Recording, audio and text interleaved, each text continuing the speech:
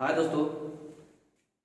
आप I hope कि आप सभी स्वस्थ होंगे और पढ़ रहे होंगे। तो फिर से आप सभी का स्वागत है आपके अपना एजुकेटर प्लेटफॉर्म पे। और जैसे कि हमने कल एक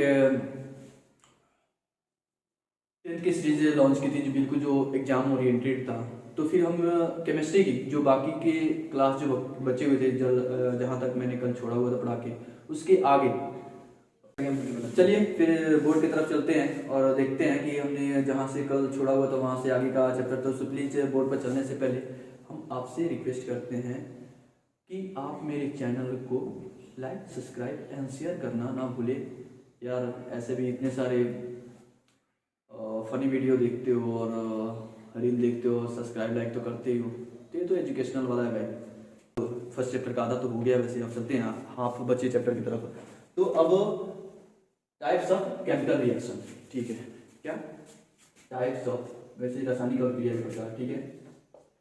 रासायनिक अभिक्रिया के प्रकार, ठीक है। इसके भी कुछ प्रकार होते हैं जिसको हम एक एक करके देखते हैं, ठीक है। जैसे कि इसमें आ जाता है हमारा संयोजन,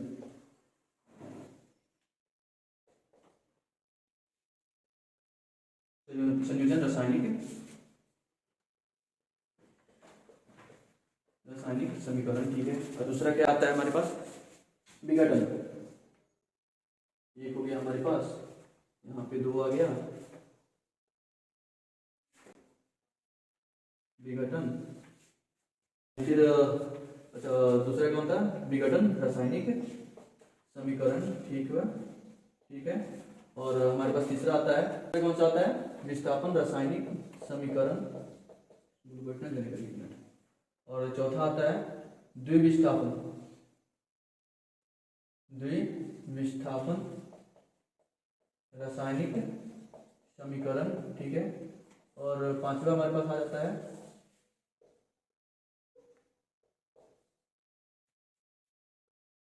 उपचयन एवं अपचयन, ठीक है। हाँ जी। अब रासायनिक अभिक्रिया के प्रकार कितने तरीके होते हैं? 5 प्रकार के होते हैं। कौन कौन से? पहला संयोजन रासायनिक अभिक्रिया, दूसरा विघटन रासायनिक अभिक्रिया, तीसरा विस्थापन रासायनिक अभिक्रिया, और चौथा क्या होता है? द्विविस्थापन रासायनिक अभिक्रिया, और पांचवा आता है उपचयन एंड अपचयन रासायनिक अभिक्रिया, ठीक है। अब जैसे संयोजन रासायनिक अभिक्रिया के बारे में जानते हैं। तो संयोजन रासायनिक अभिक्रिया किससे कहते हैं? एक क्वेश्चन आता है, ये दोनों क्वेश्चन मतलब ये 2 मार्क्स में इसमें से, ठीक है। मतलब इसमें से कोई ना कोई एक या दो क्वेश्चन रहेगा ही रहेगा, हमेशा आप याद रखना। एक क्वेश्चन आपको मान लीजिए कि जो अभी पढ़ाने हम जा रहे हैं उसमें से हमेशा क्वेश्चन आता ही आता है। किसी भी आप एग्जाम के जाके क्वेश्चन पेपर को उठा के देखोगे तो एक ना एक क्वेश्चन, वैसे एक से अधिक क्वेश्चन होते हैं, हमेशा आते हैं जो कि 2 मार्क्स में होते हैं, ठीक है। तो आपको भी केयरफुल रह के पढ़ना और देखना, अच्छे तरीके से समझना। संयोजन, जैसे कि हम जानते हैं संयोग के योजन से जो बनता है ऐसी रासायनिक अभिक्रिया जो संयोग करके बनती हो, अतः जैसे इस नाम में है संयोजन, अतः संयोग से बनी हुई अभिक्रिया को क्या बोलते हैं? संयोजन रासायनिक अभिक्रिया, ठीक है। जैसे कि हम चलिए एग्जाम्पल देखते हैं। जैसे हम क्या करते हैं, कार्बन डाइऑक्साइड बनाना हो तो हम क्या करेंगे? कार्बन की का अभिक्रिया कराएंगे किससे? कार्बन डाइऑक्साइड से। तो क्या बन के आएगा? CO2 बन के कार्बन डाइऑक्साइड हो जाता है हमारे पास, ठीक है। उसके बाद जैसे कि हम हाइड्रोजन का H का जल के साथ कराएंगे तो क्या बन के करके आता है? H2O जल बन के आता है। इसको बैलेंस कर लेते हैं, 2 ठीक है, 2H2O, ठीक है। अब आ गया बैलेंस हो गया। तो ऐसी रासायनिक अभिक्रिया, ठीक है, ऐसी रासायनिक अभिक्रिया जो 2 या 2 से अधिक पदार्थों के संयोग से बनी हो, ऐसी रासायनिक अभिक्रिया जो एक या एक से अधिक, मेरे ख्याल से 2 या 2 से अधिक पदार्थों के मिलने से बनी हो, उसे क्या बोलते हैं? संयोजन रासायनिक अभिक्रिया कहते हैं। फिर दूसरे एग्जांपल में फिर से पढ़ते हैं, एग्जाम को रिपीट करते हैं, क्या बोलते हैं, डिफिनेशन को रिपीट करते हैं। ऐसी रासायनिक अभिक्रिया जो 2 ऐसी रासायनिक अभिक्रिया जो दो या दो से अधिक पदार्थों से मिल के बनी हो उसे क्या बोलते हैं? संयोजन अभिक्रिया बोलते हैं। अब देखो यार, जब हम संयोग कर सकते हैं तो उसको तोड़ भी सकते हैं। क्या कर सकते हैं? तोड़ भी कर सकते हैं, ठीक है। विघटन, विघटन मतलब कुछ घटित होना, घटन है अर्थात कुछ तोड़ना, पार्ट में तोड़ना। तो रासायनिक अभिक्रिया जो टूटकर दो या दो से अधिक पदार्थों में वियोजन हो जाए, अर्थात जो टूटकर दो या दो से अधिक नए पदार्थ का निर्माण करे। क्या करे?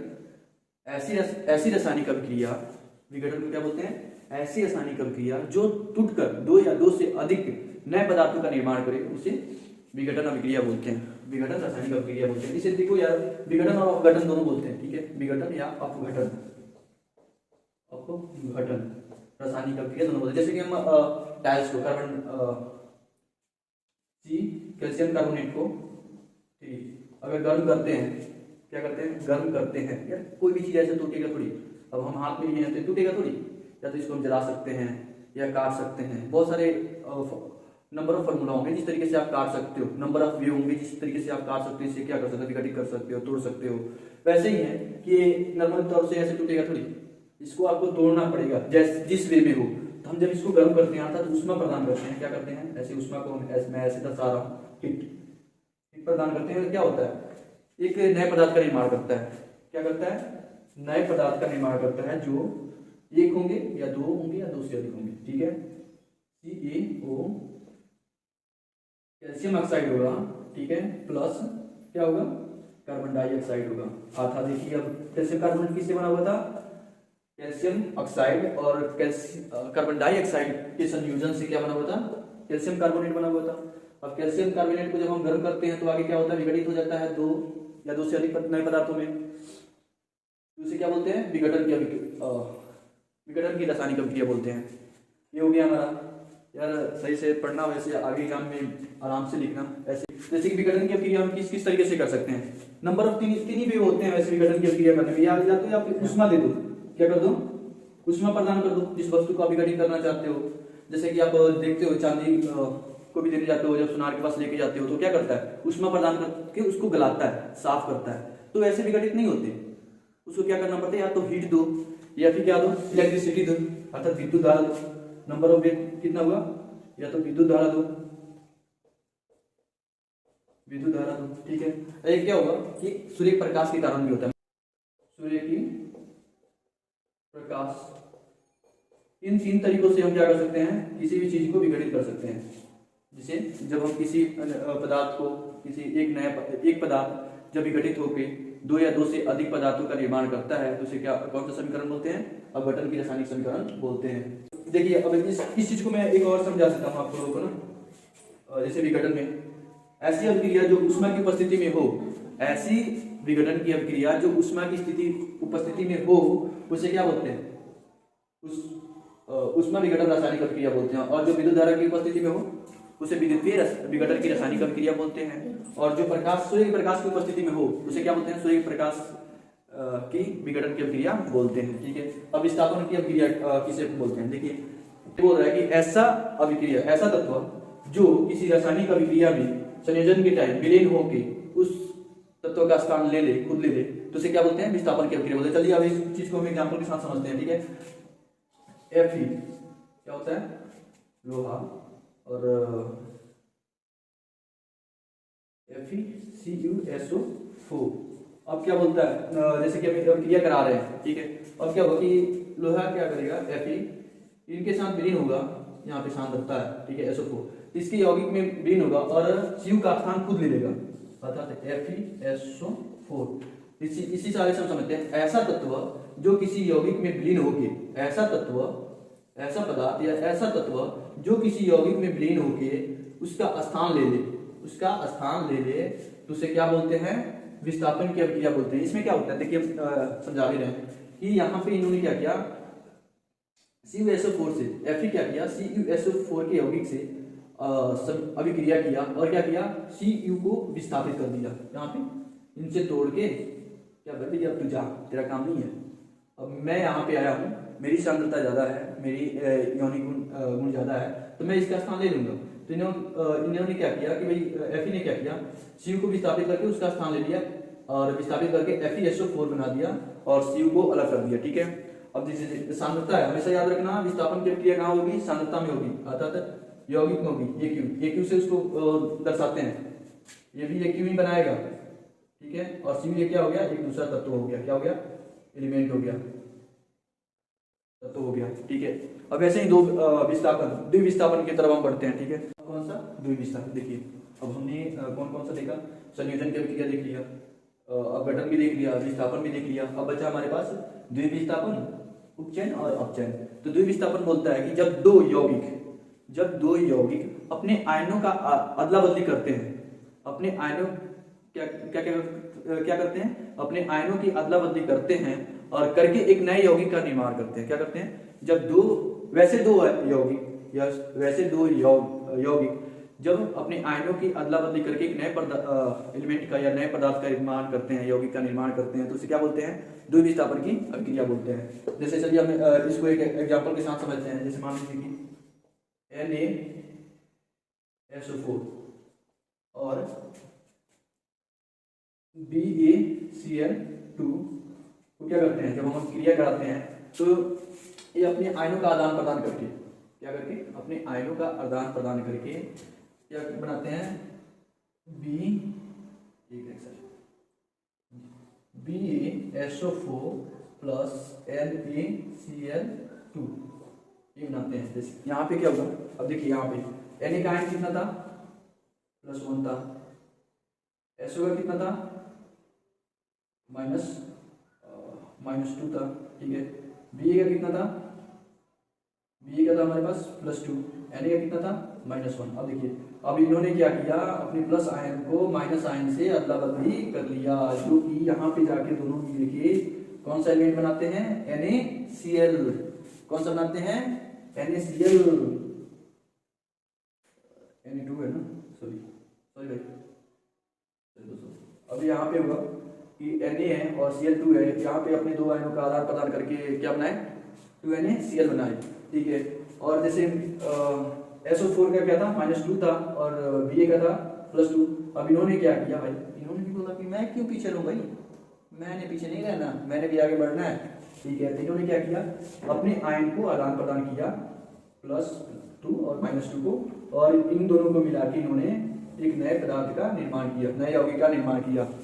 तो द्विविस्थापन की क्रिया क्या बोलता है, जब दो यौगिक अपने आयनों को, अपने किसको, आयनों को अदली बदली करके, क्या करके, अदली बदली करके एक नए यौगिक का निर्माण करते हैं, तो उसे क्या बोलते हैं हम, द्विविस्थापन की अभिक्रिया कहते हैं। ठीक है, अब आता है उपचयन और अपचयन। अब उपचयन अपचयन समझने के लिए चलिए वैसे एक डिफिनेशन टाइप का, क्या बोलते हैं, डिफिनेशन टाइप का ही है। देखिए, अब उपचयन की अभिक्रिया क्या बोलता है, वैसी रासायनिक अभिक्रिया, क्या उपचयन, वैसी रासायनिक अभिक्रिया जिस अभिक्रिया में ऑक्सीजन का सृजन होता हो, अर्थात ऑक्सीजन की वृद्धि होती हो और हाइड्रोजन का ह्रास होता हो, क्या होता हो, कमी होती हो, वैसे रासायनिक अभिक्रिया को क्या बोलते हैं, उपचयन की रासायनिक अभिक्रिया बोलते हैं। याद करिए, हम मेरे साथ बोलिएगा तो याद भी हो जाएगा, साथ साथ ही याद हो जाएगा। वैसी रासायनिक अभिक्रिया जिसमें ऑक्सीजन की वृद्धि होती हो, क्या होती हो, वृद्धि होती हो, और हाइड्रोजन का ह्रास होता हो, अर्थात हाइड्रोजन की कमी होती हो, वैसे रासायनिक अभिक्रिया को क्या बोलते हैं, उपचयन रासायनिक अभिक्रिया बोलते हैं। और अपचयन क्या होता है, अपचयन होता है कि वैसी रासायनिक अभिक्रिया जिसमें ऑक्सीजन की ह्रास होती हो और हाइड्रोजन का सृजन होता हो, अर्थात वृद्धि होती हो, तो उसे अपचयन रासायनिक समीकरण बोलते हैं। अर्थात अपचयन, आप देखिएगा यहाँ पे आप डिफिनेशन से देख पा रहे हैं, अपचयन और उपचयन एक दूसरे से क्या है, विपरीत है। अर्थात उपचयन में क्या हो रहा है, ऑक्सीजन की वृद्धि हो रही है, क्या हो रही है, उपचयन में ऑक्सीजन की वृद्धि हो रही है, और अपचयन में ऑक्सीजन का ह्रास हो रहा है, अर्थात ऑक्सीजन का कमी हो रही है। और उपचयन में हम देख रहे हैं हाइड्रोजन का ह्रास हो रहा है, अर्थात हाइड्रोजन की कमी हो रही है, और वहीं उसके विपरीत अपचयन में क्या हो रहा है, हाइड्रोजन का वृद्धि हो रहा है। तो अपचयन उपचयन एक दूसरे के विपरीत है। और इसमें एक चीज और आता है, ऊष्माक्षेपी अभिक्रिया और ऊष्माशोषी अभिक्रिया। कौन कौन से, ऊष्माशोषी और ऊष्माक्षेपी, कौन कौन से, देखिए यहाँ पे वैसे मैं लिख भी देता हूँ, यहाँ पे ऊष्माक्षेपी और ऊष्माशोषी शोषी अभिक्रिया। ठीक है, देखिए कोई भी रासायनिक अभिक्रिया होता है तो उसमें हीट भी उत्पन्न होता है। क्या होता है? हीट। मान लीजिए ऊर्जा का सृजन होता है, तो वैसी रासायनिक अभिक्रिया जिसमें ऊर्जा उत्सर्जित हो उसे क्या बोलते हैं? ऊष्माक्षेपी अभिक्रिया बोलते हैं। क्या बोलते हैं? ऊष्माक्षेपी अभिक्रिया बोलते हैं। वैसी रासायनिक अभिक्रिया जिस अभिक्रिया के दरमियान ऊर्जा की उत्पत्ति हो उसे ऊष्माक्षेपी अभिक्रिया बोलते हैं। वैसी रासायनिक अभिक्रिया जिसके दरमियान ऊष्मा की उत्सर्जन हो उसे क्या बोलते हैं? ऊष्माक्षेपी अभिक्रिया बोलते हैं। और ऊष्माशोषी अभिक्रिया किसे बोलते हैं? वैसी रासायनिक अभिक्रिया जिसके दरमियान ऊष्मा शोषित हो, अर्थात ऊष्मा लिया जाता हो। जैसे हम देख पा रहे हैं विघटन में क्या हो रहा है? ऊष्मा ले रहा है, या फिर वो जिस माध्यम से हो, या फिर विद्युत धारा के माध्यम से हो, या फिर सूर्य के प्रकाश के माध्यम से हो, या ऊष्मा दे रहे हैं तो टूट रहा है। तो वैसी रासायनिक अभिक्रिया जिसमें ऊष्मा की आवश्यकता हो, ऊष्मा लग रही हो, तो उसे क्या बोलते हैं? ऊष्मा शोषित बोलते हैं। अर्थात वैसी रासायनिक अभिक्रिया जिसमें ऊष्मा का अवशोषण हो उसे ऊष्मा शोषी अभिक्रिया बोलते हैं। जैसे नाम से ऊष्मा शोषी, अर्थात ऊष्मा का शोषण हो। क्या हो? ऊष्मा का शोषण हो, उसे ऊष्मा शोषी अभिक्रिया बोलते हैं। ऊष्माक्षेपी, जैसे कि वैसे ऊष्माक्षेपी मतलब उत्पन्न, अर्थात ऐसी रासायनिक अभिक्रिया जिसमें ऊष्मा का उत्पन्न हो, क्या बोलते हैं? अर्थात ऊर्जा का उत्पन्न हो, उसे क्या बोलते हैं? ऊष्माक्षेपी अभिक्रिया बोलते हैं। ठीक है, तो आई थिंक मेरी तरफ से ये आपके पूरे चैप्टर का एक डिटेल्स वीडियो हो गया। आज के लिए मेरी तरफ से इतना ही था, और मिलते हैं एक नए वीडियो में और एक नए जोश के साथ, एक नए अपडेट के साथ। और जो भी हम इस चैप्टर पे पढ़े हैं उस चैप्टर के एक नए ऑब्जेक्टिव सीरीज के साथ, एक हम ऑब्जेक्टिव सीरीज इस चैप्टर का एक ऑब्जेक्टिव लेके आएंगे जिस तरीके से कि आप मेरे तरीके से आप चलोगे तो 80% से अधिक मार्क्स आप इसी तरीके से क्रैक कर सकते हो। ठीक है, तो आप प्लीज़ बने रहिएगा मेरे चैनल पे, पढ़ते रहिएगा, और हम लोग आपके लिए ही आए। तो प्लीज़ आप, जब हम आपके लिए तो प्लीज़ एक लाइक सब्सक्राइब तो बनता ही है, और शेयरिंग भी बनता है, क्योंकि आप जुड़ रहे हो, आप देख रहे हो, और आगे भी आपके जो सहपाठी है वो वंचित हो रहे हैं इस चीज़ से। तो हाल ही में अभी एग्जाम आने वाला है, तो प्लीज़ आप ज़्यादा से ज़्यादा शेयर करो और लाइक सब्सक्राइब कर दो यार। मिलते हैं अब एक नए सीरीज में, एक नए वीडियो के साथ और नए अपडेट के साथ। तब तक keep learning, keep doing. Please stay, like and subscribe. Thank you दोस्तों।